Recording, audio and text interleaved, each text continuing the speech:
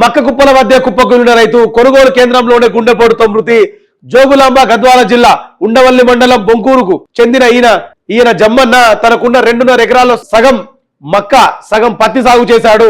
మక్కలను అమ్ముకునేందుకు కలుకొంట్ల కొనుగోలు కేంద్రం చుట్టూ 3 రోజులుగా చలిలోనే తిరుగుతున్నాడు. బుధవారం మధ్యాహ్నం రైతు వేదిక బయట మక్క కుప్పల దగ్గర కూర్చున్న జమ్మన్న అక్కడే గుండెపోటుతో కుప్పకూలాడు. పెట్టుబడికి చేసిన అప్పులు భయపెట్టాయా?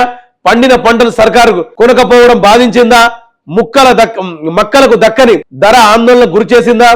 జమ్మన్న చావుకు జవాబు ఇచ్చేది ఎవరని చెప్పేసి కూడా ఒక వార్త ఇక్కడ వచ్చింది. ఒక రైతుకు సంబంధించిన ఒక వార్త, ఒక దయనీయమైన వార్త. దాని గురించి విశ్లేషించే ప్రయత్నం మీకు చేస్తా. కొనుగోలు కేంద్రానికి వెళ్తే కాటికేపోయిండు కుప్పకూలిన మక్క రైతు జమ్మన్న. ప్రభుత్వ కొనుగోలు కేంద్రం వద్ద గుండెపెడుతూ అన్నదాత మృతి. కాంట ఆలస్యమైన 3 రోజులుగా పడిగాపులు. గద్వాల జిల్లా కలుకుంట్లో ఒకటి ఇంతకుముందు నేను చెప్పినా కదా, ఒక రైతు వచ్చేసి ఆయనకున్న పొలంలో జమ్మన్న అనే రైతు, మక్క రైతు జమ్మన్న అనే రైతు, ఆయనకు ఉన్న భూమిలా ఒక సగం వచ్చేసి పత్తి వేసిండంట, ఒక సగం వచ్చి మక్కేసిండు. పత్తేమో కొని నాదులే లేడు. దాదాపుగా సలీల 3 రోజుల నుంచి తిరుగుతుండట కొనుగోలు కేంద్రాల దగ్గరికి. ఎవరు కొనుటోడు లేడు, ఎవరు పట్టించుకుంటోడు లేడు. అదే రైతు వేదిక దగ్గర అట్లే కూర్చొని కుప్పగూలిపోయి అటాక్ నుంచి చనిపోయిండ.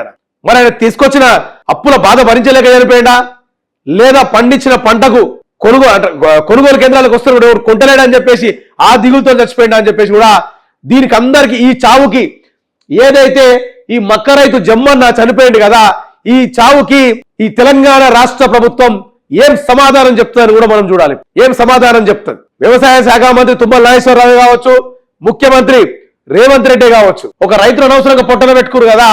మరి ఇట్లా రైతుల చావులు ఈ గత 2 సంవత్సరాల కల్లా ఎంతో మంది రైతుల చావులు మనం పొద్దున పేపర్ తీస్తే ఏదో ఒక మూల ఒక రైతు చావు కనబడుతుంది. ఇదేనా ప్రజాపాలన?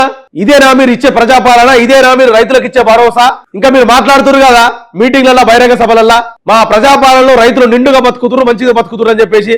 ఒక దిక్కు చూస్తేనేమో యూరియా కష్టాలు, యూరియా కష్టాలు ఇక్కడ, ఒక దిక్కు చూస్తేనేమో యూరియా కష్టాలు, ఒక దిక్కు చూస్తేనేమో రైతుల ఆత్మహత్య.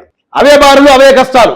రైతులకు తప్పని యూరియా అవస్థలు, చలిలో వణుకుతూ బారులు, అయినా దక్కని యూరియా బస్తాలు, పనిచేయని యాప్ అవస్థలో రైతులు. ఇక్కడ కామారెడ్డి జిల్లా బిక్కనూరు మండలం కాచాపూర్ సొసైటీ గోదాం వద్ద తెల్లవారక ముందే రైతులు అక్కడికి చేరుకొని చెప్పులతో క్యూలో పెట్టారు. మంత్రి తుమ్మల నాగేశ్వరరావు మాట్లాడుతూ ఈ క్యూ లైన్లు కనబడద్దు, ఈ చెప్పుల సొంటిది కూడా ప్రజలకు ఇబ్బంది కలుగుతుందని యాప్ తెచ్చామంటే ఇక సేమ్ ఆ యాప్ పనిచేస్తలేదు. మళ్ళీ సేమ్ కామారెడ్డి జిల్లా బిక్కనూరు మండలంలో సేమ్ మళ్ళీ చెప్పుల లైన్లు పెట్టింది.